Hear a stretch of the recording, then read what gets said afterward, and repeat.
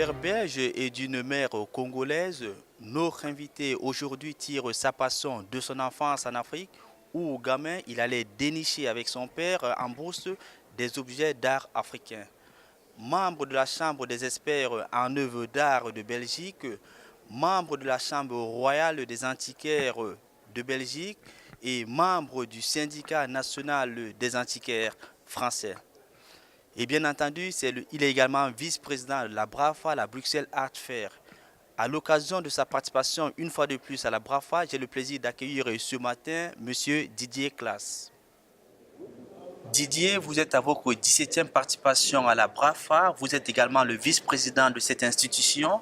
Qu'est-ce qui vous séduit dans cette manifestation?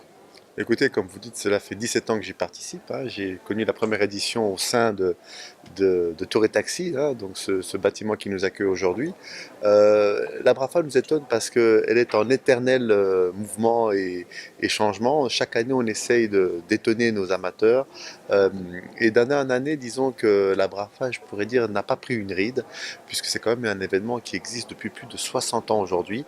Et elle a su se moderniser, surtout par le fait d'avoir de nouveaux membres qui proviennent de différents domaines, tels que l'art contemporain, l'archéologie et évidemment dans mon domaine l'art africain. Mais je dirais qu'aujourd'hui la BRAFA est vraiment une foire qui vraiment ne se limite pas à ses acquis et au contraire se revisite chaque année. Alors, en faisant le tour au niveau, par exemple, des stands, quelqu'un m'a dit, je cherchais un spécialiste de l'art africain, quelqu'un m'a dit, si vous voulez voir le spécialiste, allez voir à la galerie Didier Claes. Est-ce que vous, aujourd'hui, vous vous considérez comme le spécialiste de l'art africain? Écoutez, c'est très flatteur, donc c'est un compliment que vraiment je prends avec grand plaisir. Écoutez, ça fait 22 ans que je fais ce métier. C'est un métier qui est avant tout une passion. Je me suis spécialisé directement dans ce que j'admirais le plus, c'est-à-dire l'art du Congo, et c'est pour ça qu'on me connaît dans la profession. Mais évidemment, je maîtrise aussi le peuple d'Afrique de l'Ouest, l'Afrique centrale en général. Euh, mais c'est vrai que mes confrères, en tout cas, estiment que je fais partie de ceux, en tout cas, qui sont les grands connaisseurs dans ce domaine maintenant au niveau international. Alors, il y a aussi une autre chose qui étonne, c'est que chaque année, vous nous apportez quelque chose de nouveau. Votre stand est toujours parmi l'un des meilleurs stands. Cette année encore, vous avez ébloui cette manifestation. Qu'est-ce que vous allez présenter ou qu'est-ce que vous présentez au public pour cette édition? C'est vrai que vous savez, quand vous participez à ce type d'événement, vous avez des concurrents, vous avez des confrères aussi qui essayent d'innover à leur manière. Bon, moi, à chaque fois, j'essaie de présenter des expositions thématiques.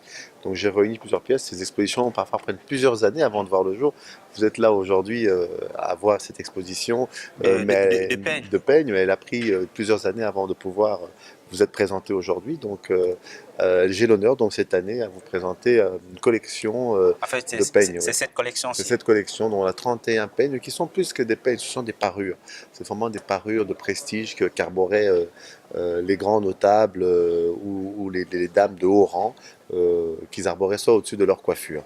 Et donc ce sont des objets prestigieux aujourd'hui qui sont présentés au grand public mais qui ont pris vraiment beaucoup de temps à pouvoir être réunis parce qu'il ne suffisait pas de réunir ces objets de prestige, il fallait aussi trouver que ce soit ceux vraiment de grande qualité qui soient représentés.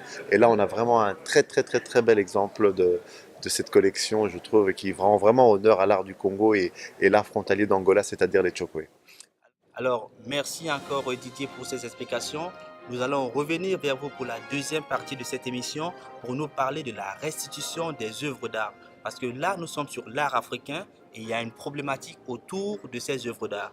Merci encore pour votre patience et à tout bientôt.